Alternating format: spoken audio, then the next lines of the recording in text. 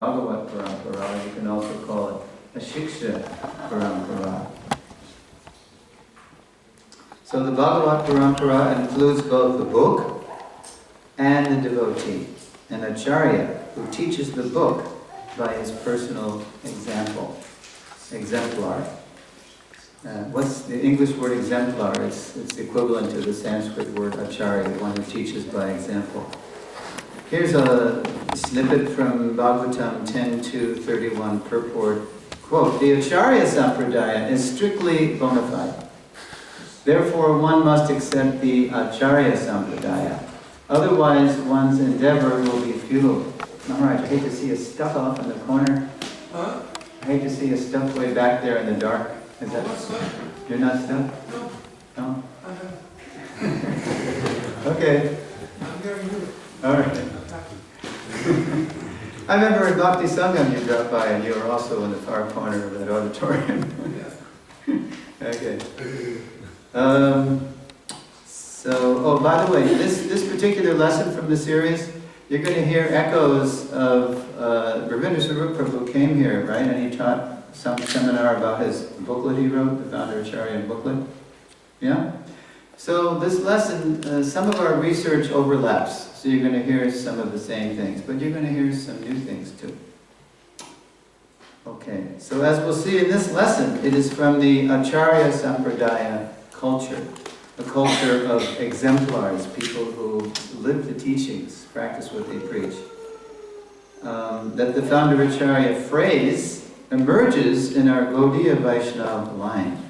So let's explore the origin and evolution of, as Ravindra calls it, this complex English, Sanskrit, hybrid compound. You have an English word, which is kind of an organizational word, founder, and you have acharya, which has spiritual overtones, someone who teaches by example. Let's look at the origin of it, and here we go. Boy, the sun is our friend, but the sun is also laughing at us because he's washing out some of the screen. Can you see it all right? Yes. Okay, see, I'm looking at a better image, so... All right, raise your hand. Who are they? No, I said raise your hand, so you raised your hand. Very good. You know who they are? Very good. Yes, Shadgoswami Prabhus. Why don't you read that, Manaji? In the 16th century, after the disappearance of Sri Chaitanya Mahaprabhu, his chief disciples, the six Goswamis of Vrindavana, founded the Vishwa Vaishnava Rajya Sabha. Let's find out what that means. This is defined. Vishwa Vaishnava Raj Sabha. Srila Bhaktisiddhanta defined it. Do we need a mic? I guess you can read the screen, so even though the voices are soft, perhaps we don't need an audience mic. There is a mic, don't you? Have a mic. Yeah. You do? All right. Okay, I'll tell you if you need it. Okay, so read that, Mataji. Okay, he's going to give you a mic. I don't know if you really need it, but...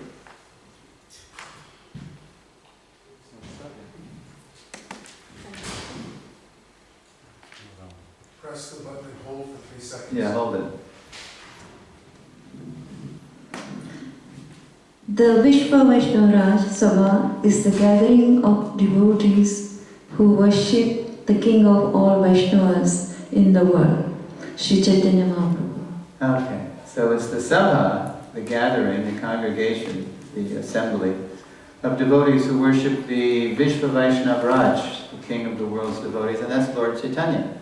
So within, say, a dozen years of Lord Chaitanya's disappearance, something organized happened.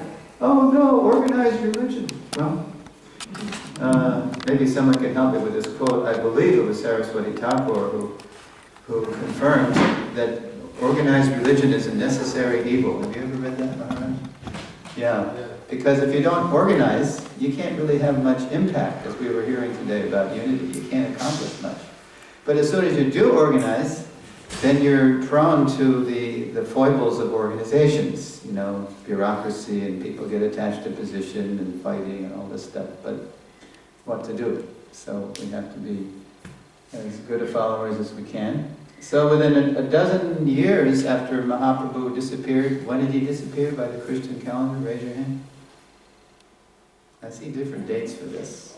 I've been seeing 1533 a lot, but the date I always heard was 1534. Yeah, anyway, whatever it is. So, within a dozen years of Mahaprabhu's disappearance, something organized started. The 6 Goswamis, who were Lord Chaitanya's chief disciples, they were deputed to articulate, elaborate, expand the teachings, which they did beautifully, especially Sri Jiva, most prolific of the Goswamis, 4 lakh verses, 400,000 verses, 4 Mahabharatas worth of verses. He emerged as the biggest organizer. He organized the Sri Sri Radha temple, and he organized all the works of the Goswamis to be copied and very carefully preserved in a library there. He started the first book distribution party, as we know, by sending Shyamananda and Narottam and Srinivas out with a big trunk of books. That was a big drama. So an organizational seed of the Founderacharya principle in the Gaudiya line it emerged right soon after Mahaprabhu disappeared. So that's circa 1540s, and then we go to early 1550s. Another seed emerges, and that's a depiction of Srila Rupa Goswami, Kandiya Kandiya, weeping and writing and writing. And circa 1552, Sri Rupa finished his masterpiece, the Bhakti Rasamrita Sindhu. Let's see. You got the mic? Do we need the mic? Maybe we don't even No. need it. Okay. Forget it. We'll save it for question and answer. Is the battery off? Good. Okay. Prabhu, why don't you read that? In his Bhakti Rasamrita Sindhu, Srila Rupa Goswami identified the 4th principle of devotional service as Sadhu Vartmanu Vartanam, which Srila Prabhupada later translated in the Nectar of Devotion as following in the footsteps of great acharyas, teachers, under the direction of the spiritual master. Right. Prabhupada, both there, and Rupa Goswami, both there, and in the introduction, he makes this distinction. We learned in the first lesson how Guru is one, Gurus are one in one sense because they repeat the message of Krishna, but they also differ, right? According to the role they play in our lives, the qualifications they have, there are different levels of advancement, and the commitment they make to different kinds of disciples. So there is a difference between what Prabhupada called a regular guru. In one place he even said ordinary guru. You'll see that in lesson 3. It sounds like a contradiction. It's no ordinary thing to be a guru. And a great acharya. How does Prabhupada put it here in the introduction to NOD? He says, quote, "In our mental activities, we should always try to think of Krishna and try to plan how to please him, following the footsteps of the great acharyas and the personal spiritual master." So this beta, or this distinction, sowed a philosophical seed for founder acharya. Then I make a little observation here. As a child may see his parents as everything at first, but then matures to see them in perspective, so a disciple may see his spiritual parents and relatives as everything at first, but then matures to appreciate them in relation to the great acharyas. So now let's look at how one famous disciple saw his great initiating guru in relation to an even greater acharya. So far we have found, an organizational seed, a philosophical seed, a founder acharya, and now we're going to see a cultural seed, we can call it. This is depicting whom? Narottam Das. Narottam. Yeah, I don't know how they got the image, but that's Narottam according to Google Images. So circa 1560 now, within pretty short order, we have 3 seeds. This is another seed, a cultural seed. Circa 1560, most scholars agree that Narottam finished his famous song collection, Prarthana. whose songs we sing every day in our temples. Sri Guru Vandana, Sri Guru Charana Padma. In Mayapur they sing Sri Krishna Chaitanya Prabhu. That's Prarthana. And then when someone disappears, Yeya Nilo Prema Dhanna. That's Prarthana. Now, let's see. Who remembers, who can tell us how Narottam took initiation? You remember the story, how that went? Anybody know? Prabhu? He wanted to take initiation from Lokanath.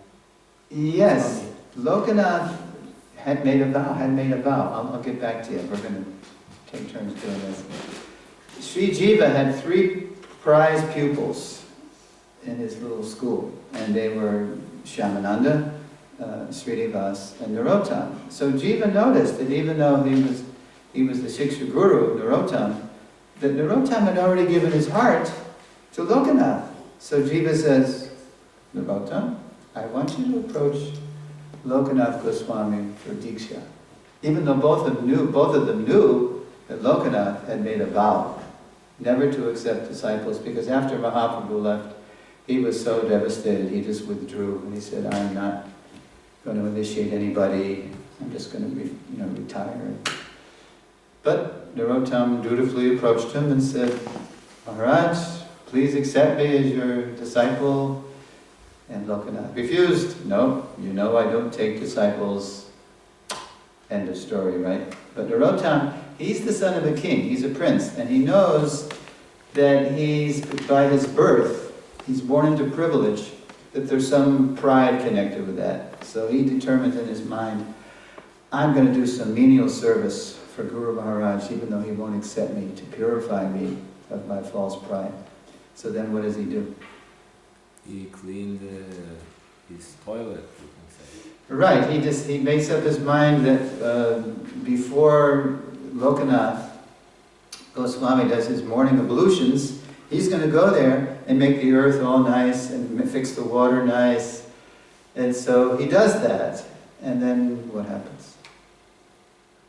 You can speak into the...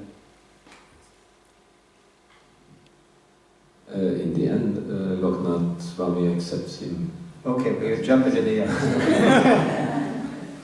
In the Narottam Vilas, it says that the first day it happened, that Lokanath, who's done this? But he was so kind of detached and renounced that he said, whatever, and he just did his business.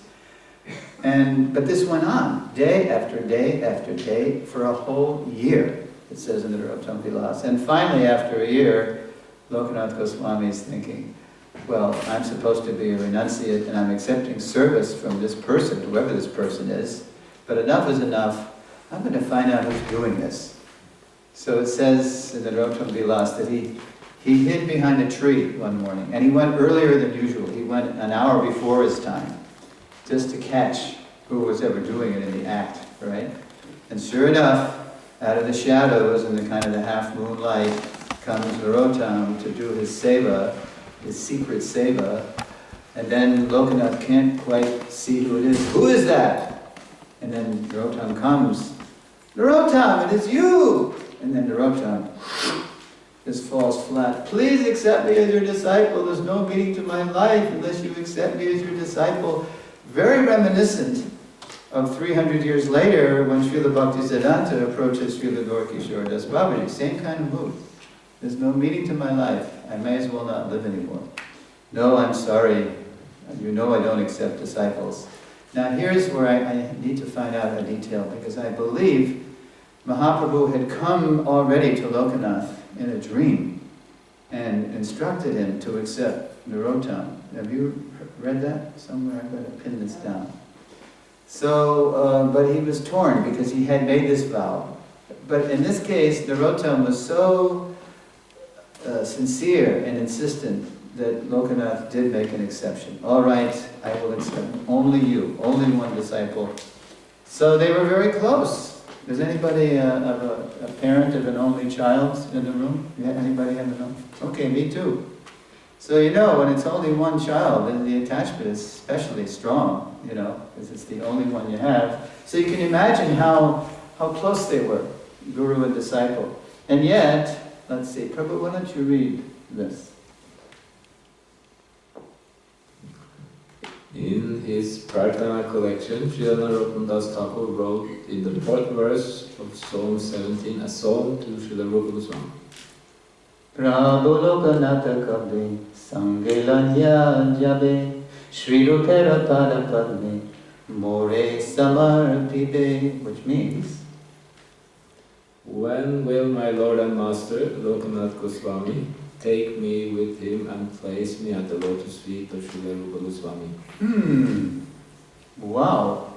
When will my Prabhu Lokanath take me to the lotus feet, place me at the lotus feet of Srila Rupa Goswami, because who was Srila Rupa Goswami now in this Vishva Vaishnava Raj Sabha? This is the sampradaya that had started from Lord Chaitanya, this Gaudiya sampradaya. Ever since Rupa Goswami had published Bhakti Rasamrita Sindhu, what did they call him? Do you know? What did they call him? He wasn't the eldest Goswami. That was Sanatana. He wasn't famous as being the most renounced like Raghunath Das, or the most prolific like Sri Jiva. But because of this book, Bhakti Rasamrita Sindhu, he was immediately recognized as the chief, because Prabhupada writes, quote, this is CC Adi 5.203 purport, Srila Rupa Goswami is described as the Bhakti Rasacharya. They didn't have English in India yet. That was another 100 years or so when the British came. But he was recognized as his chief because he's the one who knows the essence of devotional service. His famous book, Bhakti Rasamrita Sindhu, is the science of devotional service. And by reading this book, one can understand the meaning of devotional service. As soon as the Vaishnavas read this book, wow, Sri Rupa, he really is the most expert at relishing the mellows, the tastes, the moods, the flavors of devotional service. So he became known as the chief of the 6 Goswamis. So when Narottam Das Thakur was praying to his Diksha Guru, his Prabhu Lokanath, when will he take me with him and place me at the lotus feet of Srila Rupa Goswami? How do you think Lokanath Goswami felt about that? Do you think he felt circumvented, neglected, jumped over? How did he feel? I think he felt that his disciple got him. I think he felt my disciple, he gets me. He gets me? Yeah, he understands me. You know, I want to offer my disciples as servants to my Yes, spiritual that's one of the functions of the spiritual master, the Shiksha Diksha Gurus. They're to enrich, enhance, and deepen their disciples' relationship with the foundational master of the line. And you're going to see powerfully as the lesson goes on how that works in other lines, and how we need to understand that principle more and more in ISKCON for us to really continue as a unified, uniting Prabhupada's family as a unified line. Yeah, he's very happy, he's very pleased, he's honored, he's privileged to bring his only disciple closer to Sri Rupa. Okay, so that's kind of a cultural seed, if you will. I'm still struggling with the word. A behavioral seed, I guess cultural seed. Now, those first 3 seeds, organizational, philosophical, and cultural, they appeared within the first 15 years of the founding of the Sri Vishva Vaishnava Raj Sabha. That's the first organization, name to the organization in the Gaudiya Sampradaya. We're going to have to fast forward over 300 years to get more seeds, because what happened in those ensuing centuries after, within 100 years, say, of Mahaprabhu's disappearance? What happened to our Gaudiya Sampradaya? Do you know? Can you raise your hand? Anybody know? Yeah? lots of upper sampradayas. Yes! By Mahaprabhu's mysterious will, and we're going to see why in another lesson, the Bhakti Renaissance that Mahaprabhu brought to the world, he allowed it, Mahaprabhu allowed it to be eclipsed overshadowed, driven underground, even disgraced for hundreds of years. And it was only when our hero, Prabhupada called Srila Bhaktivinoda Thakur the pioneer of the Krishna consciousness movement in the West, or in the modern world. How did he put it, Maharaj? Pioneer of the Krishna consciousness movement. I think in the modern age. I don't remember the pioneer, but I don't remember his concept. Yeah, I think it's the modern age. Anyway, it wasn't until the Thakur single-handedly. First, he had to find a copy of Chaitanya Charitamrita, because as the Thakur researched, he found that the whole sampradaya was just completely spoiled by no fewer than 13 counterfeit, imposter, bogus groups. Owls, bowels, Saki Bekis, Gauranga Nagaris, Siddha Pranalis, all these groups ruined it, to the point where by the 19th century, no self-respecting, especially Bengali Vaishnava, would touch bhakti, because it was considered to be a degraded path. But the Thakur found a manuscript finally in the Oriya language of Orissa, translated it, and he convinced the Bhadralok, the Bengali aristocracy, to take a fresh look at their own heritage and see that it's not true what the British are saying, that you're inferior, that your philosophy is inferior, your religion is inferior, your culture is inferior. No, this is actually the most sublime teaching.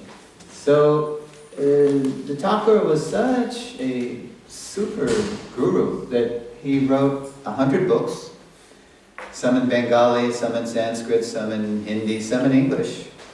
And in 1900, let's see, how about Ramanath Sukha? Can you read that? In his Bengali work,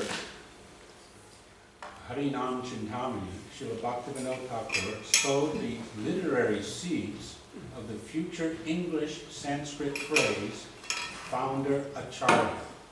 In chapter 6, disregarding the Guru. Yeah, there's a lot about guru, disciple, founder Acharya in Harinama Chintamani, which we didn't know until the late 1900s, because it was in Bengali. This was written in 1900. And here's some seeds from those verses. I'm just going to give you the seeds, and then I'll show you how they blossomed as the verses later in the lesson. Sampradaya Radigurur.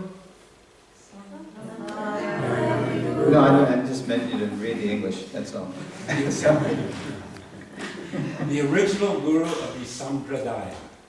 Shiksha Guru Pratishtita. A Sampradaya instructing gurus.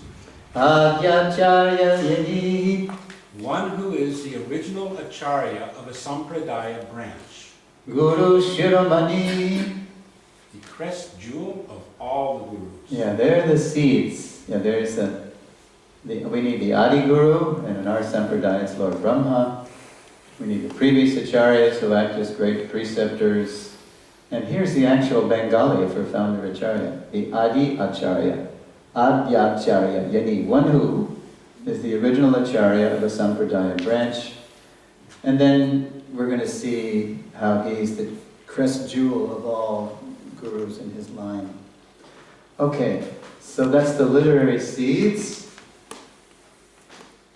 Now, the Thakur, he envisioned, he's a pioneer, he's a visionary, he envisioned the whole Hare Krishna movement, but he didn't have time to manifest it. So as we know, he prayed for his Raya Vishnu's son, who appeared as his fourth son by Srimati Bhagavati Devi as Bhimo Prasad Dutt, who grew up to be this amazing person, this Raya Vishnu called Srila Bhakti Siddhanta Saraswati Thakur, who in the 1920s, after his father and his guru passed away, began an English language version of Srila Bhakti Vinod's Sajjana Toshini called The Harmonist.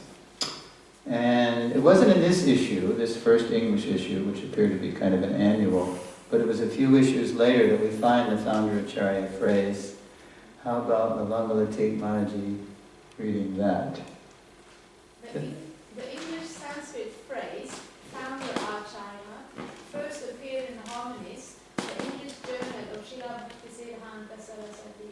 Thakur's Gaudiya Math. Gaudiya Math. It was in the October 1930 issue, actually, of the Harmonist, if you've seen Ravindra Swarup's presentation, when the phrase actually appeared. And here is the page and the issue. Manaji, why don't you read from there down to here. It's not easy English. It's kind of, complicated English. Go ahead. The Gaudiya Math is also identical with its founder Acharya. The associates, followers, and abode of his divine grace are limbs of himself. None of them claim to be anything but a fully subordinate limb of this single individual.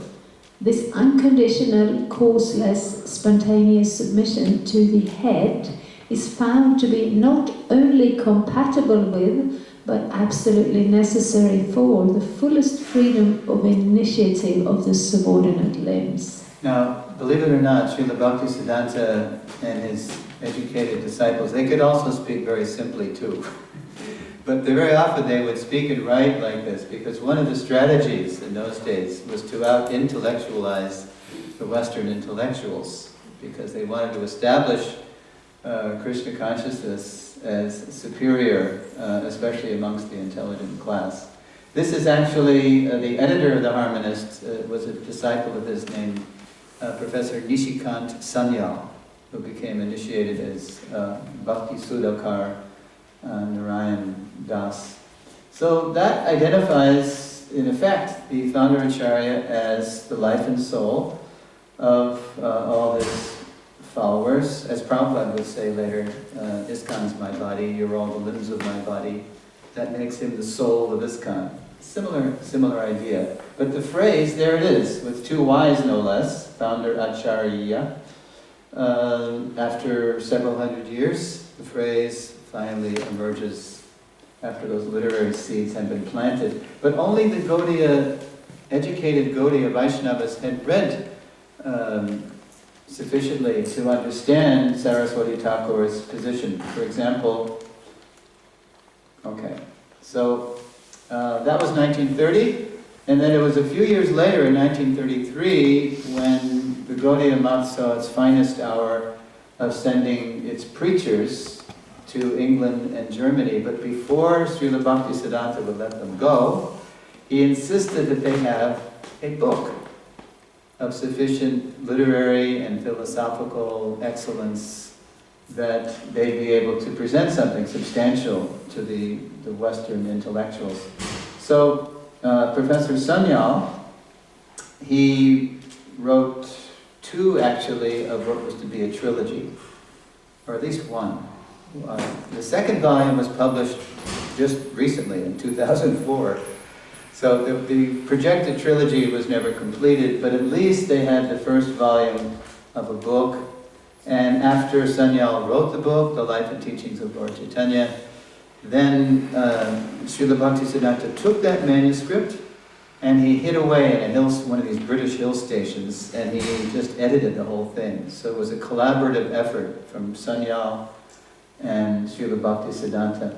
Now, right in the elaborate table of contents of the book, we find out a little more about this founder Acharya principle. So let's pass the mic. Or how about Prabhu, why don't you just read?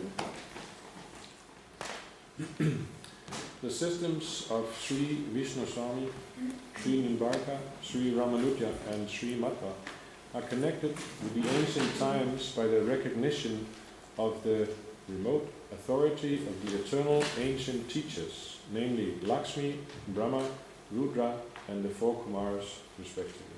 Okay, and? The four founder acharyas of the Iron Age profess to preach the views of those original teachers of religion. Okay, of the religion, yeah. Let's see how that looks. Sometimes we learn better by seeing it, so let's see graphically how it looks. So here's Rudra, Lord Shiva, and he's very powerfully represented in our Kali Yuga by Vishnu Swami. Chatusana, the four Kumaras, represented by Nimbarka. Lakshmi or Sri, the Sri Sampradaya, especially powerfully by the Ramanuji, Sri Ramanuja. And then in R, Brahma Madhva Gaudiya Sampradaya, there's Sri Madhva. What's Madhva doing there? What's this all about? Is he flashing the victory sign? The peace sign? What is this? Raise your hand if you know. Yes? It's Dvaita. Dvaita. Yeah, there you go. You see, there's two. There's Ishvara and there's Jiva. He's on a real crusade against Mayavad. That's why if you go to... Has anybody been to Udupi? You've been? Yeah? So they like us. They like ISKCON. They know Prabhupada's also on a similar crusade, right? This is Pranam Mantra. Nirvishesha Shunyavadi Paschatya Deshatarni. So he's really powerfully against Mayavad. Now, Sanyal, when he wrote his book, Sri Krishna Chaitanya, he had also read, besides the Harinama Chintamani, he had also read Bhaktivinoda's book in Bengali, published around 1890, called Navadviptam Mahatmya, which you probably have heard of, but it wasn't in English then, it was just in Bengali. So it's quite an amazing work, because in that book, Navadviptam Mahatmya, you have Bhaktivinoda Thakur envisioning a tour that Nityananda Prabhu, Sri Nityananda, is giving Jiva Goswami of the Dham. I mean, you've got to really be empowered to write something like that, right? It's Lord Nityananda having a conversation with Jiva Goswami about the holy places in Navadvip Dham. So, in one part of the book, Lord Nityananda describes how before these founder acharyas appeared, oh, there they are, Mahaprabhu appeared to each one of them, because he, of course, came later. And he said, now I'm going to appear, and after, when I appear, I'm going to take elements of each of your philosophies. You see these technical Sanskrit terms? Shuddha, Dvaita, Dvaita, Dvaita, Vishishta, Dvaita, Dvaita. These are all describing different aspects of the relationship between the Supreme Lord and his energies. So Lord Chaitanya says, or it says in Navadviptam Mahatmya, when Lord Chaitanya was appearing, giving his darshan to these founder acharyas, quote, from Madhva, the Lord said, he would accept Madhva's complete defeat of the Mayavad philosophy and his service to the deity of Krishna. From Ramanuja, the Lord would accept the concept of bhakti, unpolluted by karma and jnana, as well as service to the devotees. From Vishnu Swami's teachings, he would accept the sentiment of exclusive dependence on Krishna, plus the path of raga bhakti, spontaneous devotion. And from Nimbarka, the Lord would embrace the necessity of taking shelter of Radha and the high esteem for the gopis' love of Krishna. So Sanyal had read this book, Navadviptam Mahatmya. Therefore, when he compiled Sri Krishna Chaitanya, he said in, I don't know if this is page 164 or shloka 164, but he says that each of those four Vaishnava founder acharyas, their philosophies, they're sound, they're correct, but they're incomplete. The philosophy of Sri Chaitanya Mahaprabhu, however, quote, reconciles, harmonizes, and perfects the four founder acharya philosophies as, what's the Sanskrit for Lord Chaitanya's presentation? Achintya Veda Veda Tattva, right? The inconceivable simultaneous oneness and difference of the Lord and his energies. Okay, so now we're going to look at the powerful roles that founder acharyas play. Some of you have been to Udupi, huh? Okay, so when you go to Sri Krishna Mutt and you talk to the Vaishnavas, how do they identify themselves? As Dvaita? Okay, but who's their foundational guru? Madhva. When did he live? Before he lived just after Ramanuja. Yeah, he lived 1100s to 1200s. He lived about 70 years. Yeah. So I mean, Madhva's seat is still there. You know, they worship the seat that he gave Bhagavatam from. Right? Ah. He's a ray of Vishnu. And they're really fixed on their founder Acharya. His life, his teachings, his mood, his mission. His form is powerfully displayed outside the temple with that, you know, Dvaita statement. And they'll tell you who their Diksha Guru is and their Shiksha Gurus, but they'll identify themselves as Madhvites. Now, he lived 800 years ago. How have they kept the line going for 800 years? I mean, they might wonder that, because we've been through a lot in the last 50 years, right? In the first 50 years of ISKCON's history. So how do they keep it going? Because they keep Madhva front and center. That's the point. How about Ramanuja? When did he live? I mentioned this already in class, but do you remember the dates? I'll give you a hint. Next year is his, what? Millennial. Yes, not centennial. Yeah. That might not work, maybe. I'm sorry. Kids in seminars, it's like oil and water, right? Sorry. We'll see in 10 years. Yes, 1017 to 1137, 120 years. 1,000 years. Now, if you meet any self-respecting Ramanuji, how will he identify himself? Do you know? Have you ever met a Ramanuji? What did he say? They are very much focused on. Yeah. Amiyan, Ramanuja Dasan. I am your servant, the servant of Ramanuja. They'll say in Sanskrit or Tamil. Now, so they really get it, you know, that Ramanuja, he wrote the Mahagranthas, the great books. It's like Prabhupada, we study Prabhupada's books every morning, right?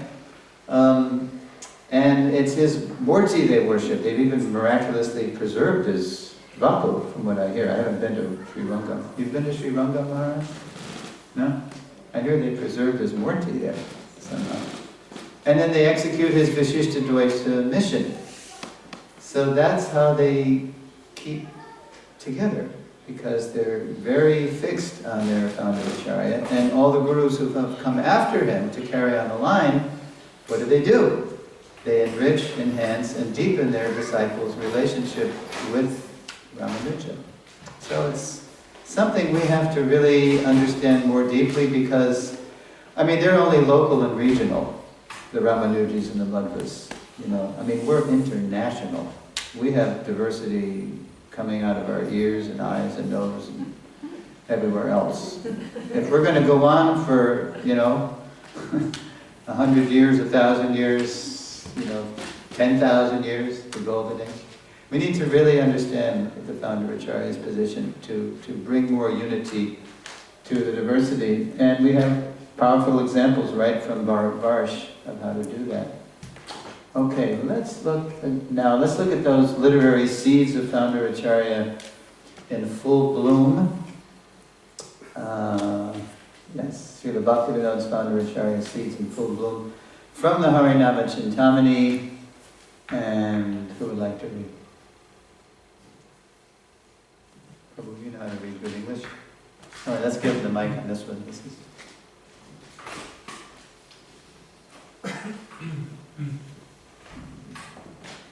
All right, so there you go. One should first of all accept the instructions of the Sampradaya Adi Guru. Right, that's the Bengali, and then? The original Guru of the Sampradaya, and behave accordingly. Okay, so we have to accept, who's our Adi Guru in the Brahma Madhva Gaudiya line? Brahma, right? We have a whole chapter, prayers by Lord Brahma, Tatena Kampam Susamikshumano, that's should be the guide of our lives, Prabhupada says. And behave accordingly. And In the disciplic succession of Vaishnavas, the previous acharyas are established respectfully as Shiksha Gurus for the Sampradaya. Yes, and Srila Prabhupada was always referring to the previous acharyas to provide confirmation of what he was presenting. And here it is, however, the Adi Acharya, the founder Acharya, there it is, Adi Acharya, the founder Acharya, or original guru of a disciplic line, is appropriately worshipped and respected as the Guru Shiromani. That's right. The topmost crown jewel of the spiritual masters. and His perfect philosophical conclusions are to be followed by all in his succession. Any contrary instructions will not be accepted. yes, the founder Acharya is the lens through whom we see all teachers and teachings. As soon as we start to see the founder Acharya through others' eyes, we're in another Sangha. For us, Prabhupada's, his spoken and his written word become the standard, the measure of all teachers and teachings. So that's what defines a real Prabhupada Nuga, whatever generation or zone or whatever God family. So to end these slides before we do Q&A, I'd like to present some symptoms of a founder Acharya as I found them in a nice book. I've already mentioned the book that Shivaram Swami, His Holiness Shivaram Maharaj, wrote a book in 1999 called The Shiksha Guru. Very nice book, and it's actually more relevant than ever to try to help ISKCON develop its Shiksha culture.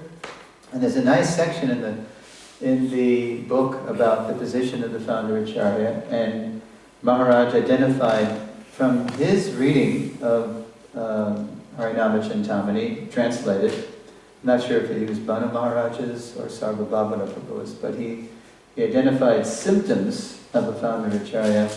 So we'll take a look at some of those symptoms. How about Devaki Mataji? Why don't you give her the mic?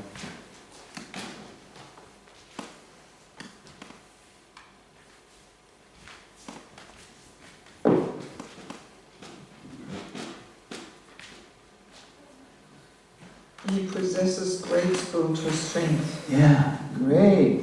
Unbelievable. I mean, we're going to see in the next lesson especially how, when Swamiji, as they call Prabhupada, was introducing Krishna consciousness, and was starting to spread it, he was like doing everything, and they started to take it for granted. This is just the wonder of a pure devotee, that he's speaking and he's doing all the cooking and he's leading them out to the park for Sankirtan, and then and then he's staying up in the night and he's translating, he's sleeping, maybe 4 hours a night. Prabhupada's days and nights weren't like ours, where we might go out for a big block of time, but Prabhupada, he would kind of nap in between his seamless Shuddha Bhakti. Like Hare Prabhu, he would report that, Prabhupada would go to bed at 10, and then he'd get up at midnight, and start translating. And then maybe after breakfast he'd take a half-hour nap, and then after lunch he might take an hour. He was just sort of non-stop. So possesses great spiritual strength, and we couldn't keep up with him. We could have been his grandkids when we were young enough. He was old enough to be our grandfather. But he was really empowered by his Krishna prema. We say, even in the world, they say love can move mountains, right? We say in English, but what to speak of the highest levels of Krishna prema, how it can change the course of spiritual history. So possesses great spiritual strength. Mataji? His teachings take precedence over all others and are compulsory for his followers. Yes, now precedence is a tricky word. It doesn't mean that he thinks he surpassed the previous acharyas, but he's been empowered by them to take the sampradaya in a dynamic new direction. In Prabhupada's case, 14 times around the world, all over the world. Revitalize the sampradaya. But he never thinks that he's anything special, and that was always Prabhupada's mood. Completely transparent. There's an incident in Sri Chaitanya Chaitamrita where I think it's Vallabhacharya brings his tika, his commentary to Mahaprabhu, and he says that his commentary has surpassed the commentary of Srila Sridhar Swami. So, what's Mahaprabhu's reaction to that, Maharaj? Mahaprabhu kept on describing all the different Vaishnavas from whom he relished his instruction. And one by one he went through them, citing how these personalities are the nourishment of my devotional life. He blew all of that away. And what was the real punchline? You remember the there's a Punchline? Yeah, there's a part where he says, But one who's not accepted the Swami? Prostitute. yeah, Swami means master, means husband, right? Oh, you surpassed the Swami. Oh, you become like a prostitute. You're now independent and you're wandering, you're proclaiming yourself the master now. So Vallabha, he was chastened, right? He accepted the chastisement. Does that remember? Did he? He was chastened, yeah, but Yeah. Pushti Margis. Okay, so takes precedence, but he knows that he's been empowered to do that by those previous acharyas. Another symptom, Mataji. Holds a unique post. Okay, so the Swedes speak really good English, so I'm going to test your English. What does unique mean in English? Unique means? Same word. Unique, It means unique, right? it's outstanding. Oh, you have the same word? Yeah. Oh. The same word. What does it mean? Unparalleled. One of a kind. One of a kind. Yes, unique. You don't replace him. You don't replace him. He's always the founder acharya, and you always see everything through his eyes. Of course, Prabhupada writes about how to properly represent him. It's not that we're stuck, we're static. There's always new times, and it has to be presented all over again for the new time, place, and people. But he's always the measure of all teachers and teachings. So sometimes people complain, you mean there can be never another, like Prabhupada, never another Shaktavesh or Nityasiddha or Mahabhagavad, whatever name you want to give to an exalted person. And I always say, no, we need those people. Bring them on. We could use it for a few more Nityasiddhas and Shaktaveshas. But if they're really real, what will they do? They'll be very happy to cooperate with Prabhupada's movement, and they'll just do amazing things. That's all. Just like in our own ISKCON. You see devotees are doing amazing things. According to their level of surrender, they have a certain level of empowerment, and it's amazing what they do. And some of them are right in this room. Whoa. All right. And?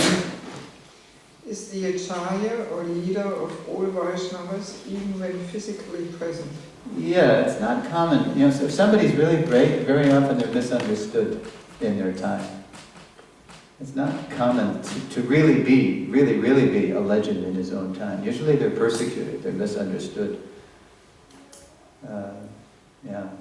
But even, and Prabhupada, to protect ISKCON, Prabhupada had to say and publish some pretty heavy things, because he didn't want ISKCON to repeat the mistakes of the past in his own Guru Maharaj's Sangha, the Gaudiya Math. So he knew that because he had to do that, and because some people might take offense at that some people weren't happy with that. But at least at the end of his life, Srila Prabhupada, our founder Acharya, he was in a different mood. He was Uttama Adhikari coming down to Madhyam to preach. But at the end of his life, he was in an Uttam mood. And not long before he passed away, he said to Bhakti True Maharaj, he said, "You must go and call all my god brothers. I have to apologize to them." Because he knew some of them had been offended by what he felt he had to say and do. So a lot of them came to his bedside, and there was a kind of reconciliation because Prabhupada said, "Please forgive me, I am Mahapatita, I am greatly fallen, I know I've offended you." And so one of the godbrothers said, "Oh, no, you're Mahapatita Pavana. You're the savior of the greatly fallen. You know, you did what Guru Maharaj wanted us to do." No, Prabhupada said, "I became very proud of my opulence, so many disciples and Lakshmi and books and temples." No, when you did the full measure of Guru Maharaj's order, all those opulences, they followed you like maidservants. You're our leader. You can chastise us. They were completely disarmed by Prabhupada's humility. So there was a kind of reconciliation there amongst some of the godbrothers at the end. So he was recognized, his contribution as supreme amongst all the disciples. And then Maharaji awards power of attorney to his followers who strictly adhere to his teachings. Power of attorney. If I give you power of attorney, what am I giving you? Power of what? Speak in Akbar's behalf? Yes, you can represent me at the bank or in the courts. You know, whatever you say and do is okay by me. So Srila Bhaktivinoda Thakur, he pointed out that you can know how great a Vaishnava is by how many others he's empowered to serve Krishna in wonderful ways. And so certainly Prabhupada did that. Like we have this book by our Giriraj Maharaj, Many Moons, right? Many moon-like devotees that Prabhupada has created. And Prabhupada would quote his own Guru Maharaj as saying, "I don't want many stars, if I could just have one moon." But look what Prabhupada did. He created so many moon-like devotees in many generations. You see, they're coming up, in many moon-like Vaishnavas. So, we're going to have Q&A now. I really kind of zipped through that, but because I'm worried about the clock. By the end of the lesson, students will be able to identify organizational, philosophical, cultural, and literary seeds of the Founderacharya principle as they appeared over time in the Gaudiya Vaishnava Sampradaya. We should be able to retell how the Founderacharya phrase appeared in the 1930s, identify the foundational role of the Founderacharya in the Vaishnava Sampradayas, and we should be able to identify symptoms of a Founderacharya noted in the Harinama Chintamani. Before I sit down for Q&A, now we're going to actually focus on our Founderacharya, Srila Prabhupada. Transition. Having looked at the origin, characteristics, and historical developments of the Founderacharya principle, we are now ready to examine how our Srila Prabhupada emerged as the Founderacharya of a fresh branch of the Gaudiya Vaishnava Sampradaya, which he called ISKCON. It's fascinating, this next lesson, how Lord Chaitanya revealed to Prabhupada his position, and then how Prabhupada gradually revealed that to us. It's really fascinating Vaishnava history. Okay, so I've deliberately left some gaps, so I hope you maybe wondered about some things, because I try to do things in such a way that it provokes questions. So if I can answer them, I certainly will, or I'll refer it to people who do know. Prabhu, let's get the mic. Yeah, here we go. The questions. So, Krishna is investing his powerful devotees to guide fallen souls in the material world. But Srila Prabhupada also he mentioned the statement that we will have an ISKCON in the spiritual world. Could you elaborate a little on that? Okay, were you here yesterday? No. Okay, yeah, maybe I'm going to put that question on the shelf because when you ask your questions, try to focus your questions on the points of the lesson. That might be a little bit of a side thing. I can try to give you an answer to that, but by contextualizing that remark, for one thing. But how about the founder Acharya points? Okay, here's Devaki Mataji. Hopefully we'll get back to that. Who is determining who is founder Acharya? Because, Prabhupada introduced the term himself for him, and to imitate this would definitely go the wrong way. So who is establishing who is founder? Great question, and you're really anticipating the next lesson. But I will tell you one thing to sort of preface that question, the answer to the question. Interestingly enough, and this is also in the Founder Acharya booklet that Ravindra Swaruprabhu wrote, researched and wrote. Srila Bhaktisiddhanta, in that, you saw that harmonist issue where he was referred to as the Founder Acharya of the Gaudiya mission, right? Srila Bhaktisiddhanta. Now, he allowed himself to be referred to as the Founder Acharya. But interestingly enough, when he would introduce himself, he never referred to himself that way. And there's a couple of reasons, and one is, well, I'm sort of getting ahead of myself, but this really comes out powerfully in lesson 4, how Srila Bhaktisiddhanta, he was the Founder Acharya. He was the person who revived the Gaudiya Sampradaya after it being, eclipsed for hundreds of years. His father did the groundwork, to revive the teaching, but he didn't actually found a movement. He didn't have time to do that, so he prayed for Hare and Vishnu. So Srila Bhaktisiddhanta allowed himself to be referred to as the Founder Acharya, but at the same time, you're going to see in lesson 4 how by the end of his stay on earth, and even before the end, he could foresee, because he was that caliber of a person, Trikalagya, he could foresee what was going to become of his own mission. He could see what was going to happen. That it was going to go, it was going to be spoiled. And you're also going to see how, at least in the person of one of his disciples, he was seeing someone who would be capable of reviving it. This is very interesting. And we have evidence of this from Srila Prabhupada, basically. That's how we know about his Guru Maharaj.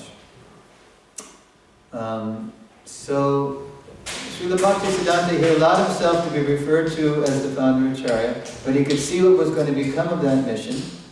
And also because his father, Srila Bhaktivinoda Thakur, when he would talk about the Adyacharya, sometimes he would use that phrase synonymously with Sampradaya Acharya, like those 4 Vaishnava Founder Acharyas of the different lines. They are also referred to by the Thakur as Sampradaya Acharyas.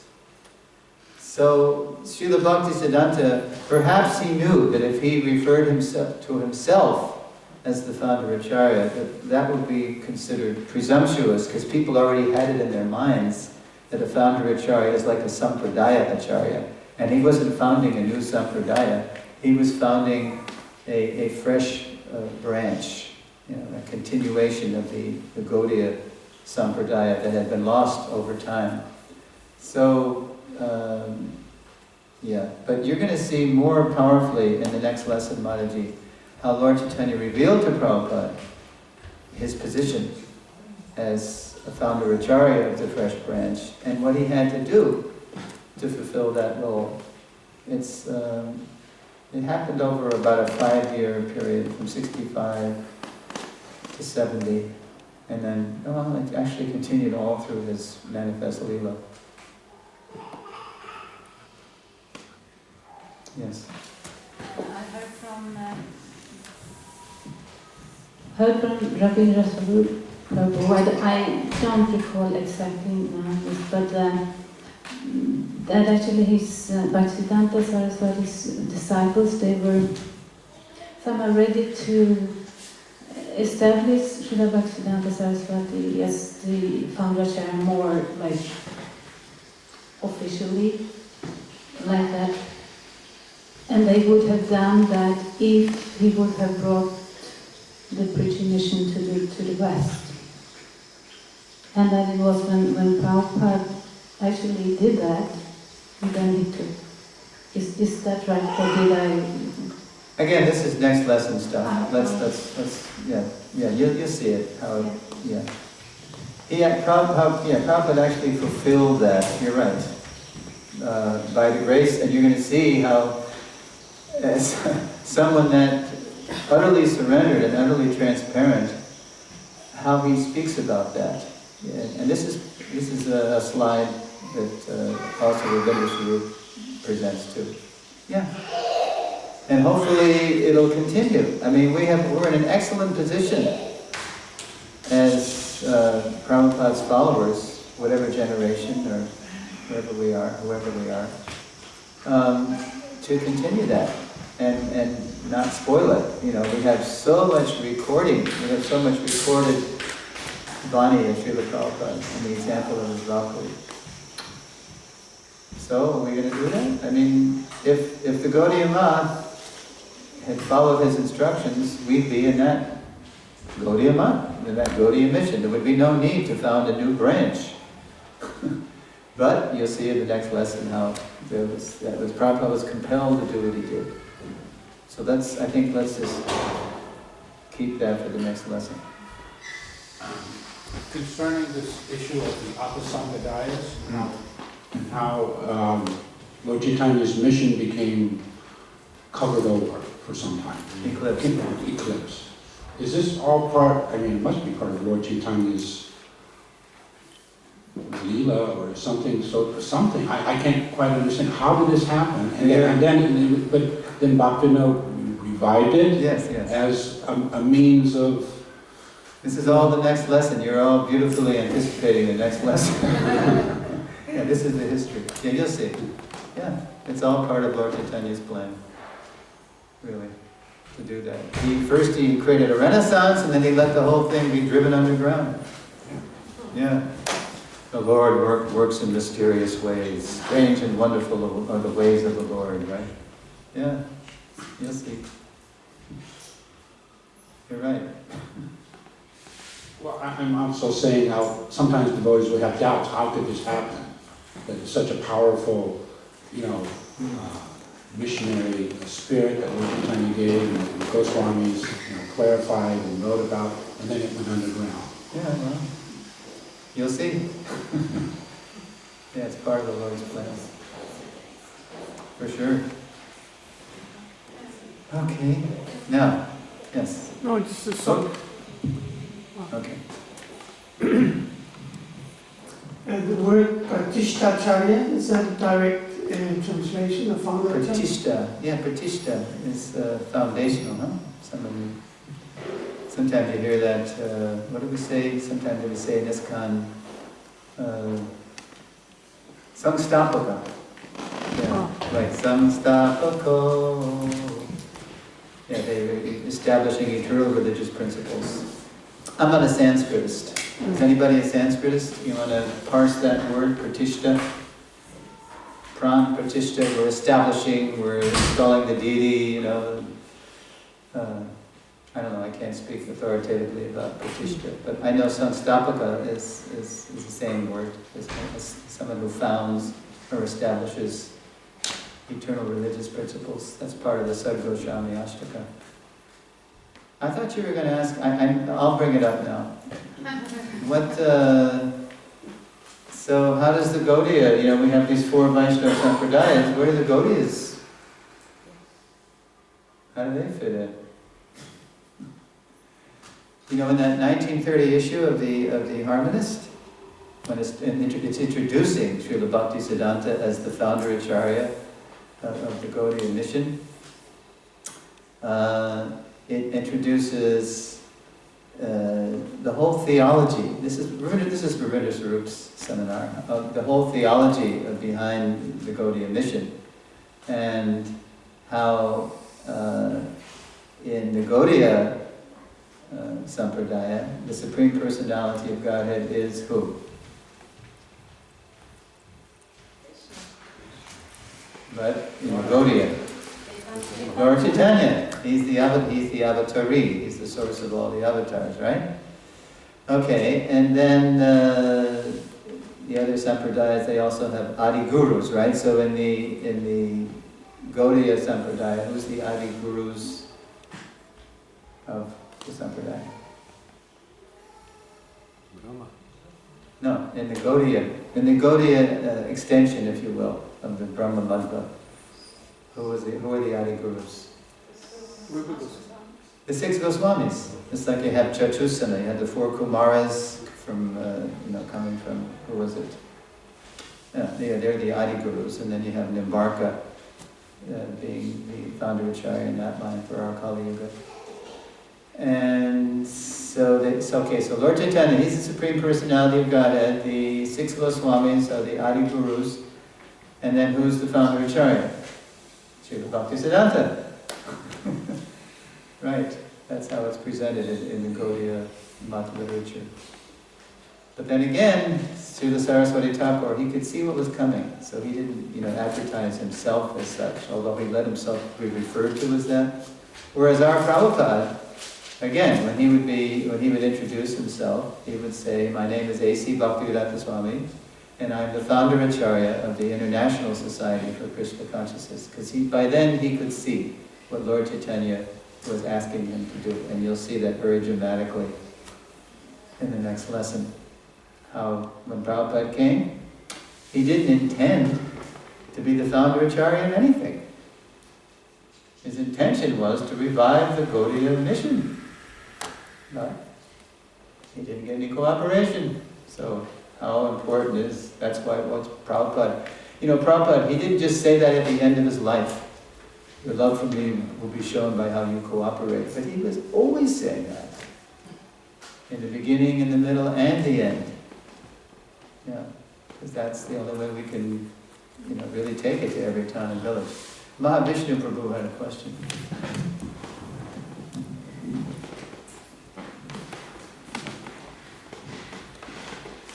In the United Srila Prabhupada's family, we have, you were referring to the Ramanuja Sampradaya, I believe. They have the spiritual master, he's almost physically present and they worship him and he's the center of everything. In this time we do have that. We have Prabhupada's Guru Puja every day. We have many things that are Prabhupada-centric, rightfully so. Right. And we have all of his teachings in so many different media and formats. So how do we really stay or become united or eliminate division on a very practical level, Right. even more practical than our daily Yes, life? that's where this seminar goes. I think what I'm going to do is teach lessons 1, 2, 3, 4, and 10, because in the last lesson it's called Your Srila Prabhupada. We look at ways to access our personal foundational relationship with Prabhupada. Whatever generation you are, and this goes for me too. What's my identity? Is it that I am Prabhupada's Diksha disciple? I say no. That's not my identity. My identity is that I'm his Shiksha follower. That's what makes me a Prabhupada Nuga. He lives forever by his divine instructions. Certainly the Diksha is divine. It's a divine rite of passage, right? Before the deities and the Vaishnavas in the fire, and we make vows. It's a very, powerful step. And certainly the Guru's form is divine, because Karmana, Manasa, Gira, body, mind, and words, he's serving Krishna. It's like the iron rod in the fire. But he's especially He lives forever by his divine instructions. So what makes me, a disciple, a follower of Prabhupada, is that I'm trying to follow his instructions. And yes, I'm his initiated disciple. But that's not what makes me a Prabhupada Nuga. Ultimately, you have to follow, right? That's what disciple means, literally, if you go back to the Latin, follower. Someone who follows. Otherwise, it's lip service. So we get into that more and more, but I think in Lesson 10, you'll see that. And I just look at some very standard ways. A lot of it can recede over time into lip service. And we don't want Prabhupada to recede over time into the background as a figurehead. Who's, like in America we have, like I mentioned, George Washington, and you have Gustav, what was his name? Yeah, okay. Right, we don't want him to be, just some historical, but he's got no real authority in our lives, We say, okay, take that Guru Puja. What do we say when we're singing to Prabhupada? Chakudam Dilobje, he opens my darkened eyes and fills my heart with transcendental knowledge. It's his books we're reading. Janme Prabhu say. Now, Bengali is not my mother tongue. So number one, do I even know what I'm saying, right? Janme Prabhu say. I don't know what I'm saying. Unless I think about the translation. Or even if I know it, even if I am Bengali, do I believe that? He is my Lord, birth after birth. He's our foundational spiritual master. He's the person around whom all the other relationships revolve. Many moons around the sun of his foundational position. He's the pivotal person. The Ramanujis get it, the Madhvas get it, we get it too, but we need to get it deeper because we have such challenges, as Pradosh was kind of, talking about this morning too.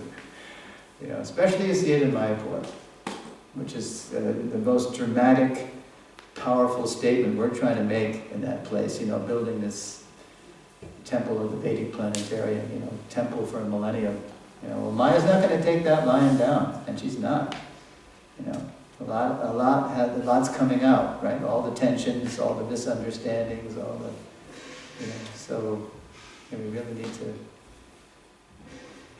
cooperation is no small thing in the age of non-cooperation, fighting, quarrel, misunderstanding, hypocrisy. So we're okay, we're on the way, but we just need to get it more so it'll last, So I hope we do get some more hints as the lessons go on. It does get more intense. Yeah, the most intense lesson is to love is to cooperate. But I think we're just going to go to your Srila Prabhupada after lesson 4 and try to access that. Okay, Manaji. Yeah. Question came up during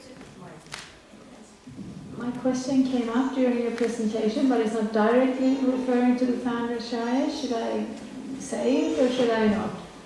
It's about the founder Shaya? It's not directly related to the Well, I'll say it and I'll see if it's... Yes, how because you're speaking about how Narottam Das, he was attracted to take Diksha from Lokanath Maharaj, and he went there. And we also have that. We have Prabhupada as a founder Acharya, but we have the present persons who accept the role of spiritual master. Yes. And it seems here that it was a little more informal. They were studying under and they were attracted and they took that shelter. And our present process, our view, how we view Guruship has evolved. First it was these persons who were designated, and then other persons were designated, and then now it seems to have evolved more into a relationship. You see a person and you serve under him and you develop a relationship, but it's still kind of, it's still certainly presented like that. These are the ISKCON gurus, is that view changing? Because it seems a little impractical and maybe not exactly correct to say that they are gurus as if it was a position, but more as a relationship. Is there still, work being done on how we pursue that, how we work with that within ISKCON? Who is a guru? Who was the guru? Yeah, I mean, now it is like somebody, it seems to me that they come to the GBC and then the GBC decides if they can be gurus or not. Well, it's a collaborative effort, the current system. You know how it works? Yeah, kind of, but I'm wondering if that is under review, that system, because it seems very different from how Narottam was approaching Lokanath. There was no committee, there was, it was more a relationship and... Yeah, well, ISKCON is a work in progress, you're right, and the guru-disciple culture is a work in progress in ISKCON. Why? For one reason is, what, Lord Chaitanya and the whole disciplic line is attempting is unprecedented. In many ways, this is uncharted territory, where, for example, in India for thousands of years, you have the village guru, perhaps, and people are hearing from the village guru, and then they're inspired, and then they take diksha, right? Because they're getting the most shiksha from that person. But that village guru wasn't accountable to a GBC. That's one of the central challenges we face in ISKCON. This is very nicely put by Ravindra Sarup Prabhu in that booklet.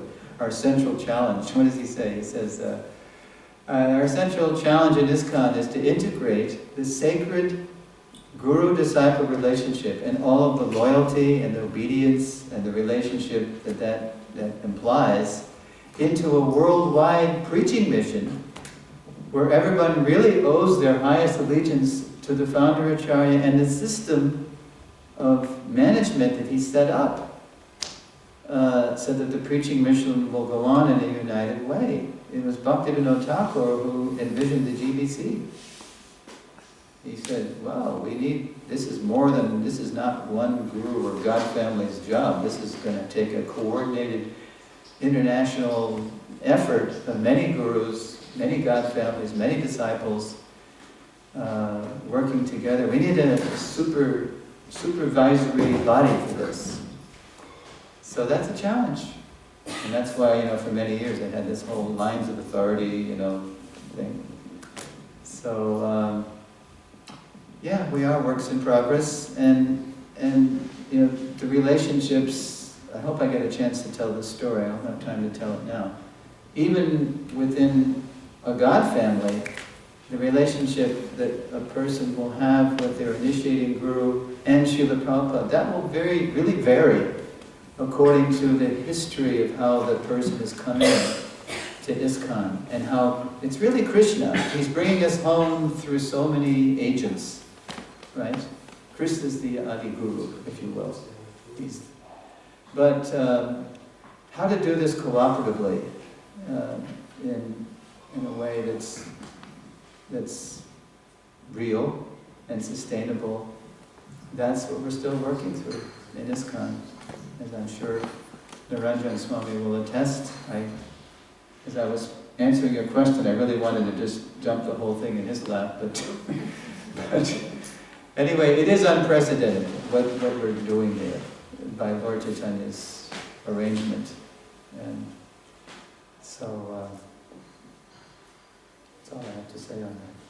Maharaj, did you want to end on some note on that? Okay. I'm not here for that. You want to touch that? Not in 2 minutes. Not in 2 minutes. Not in 2 minutes, right? Yeah. Anyway, what we do in this seminar, we kind of revisit the same things over and over again from different angles. So hopefully by the end of at least the half of the lessons that I'll present, you will have some better understanding of these points. Okay, it's 12 o'clock, and I believe Maharaj is scheduled to speak in 15 minutes, is that it? Yeah. Yes. Yeah, okay, so let's end. And please come tomorrow at 10:30 for Srila Prabhupada, our founder Acharya. How Prabhupada fulfilled that role like no one ever has, as far as we know. Srila Prabhupada,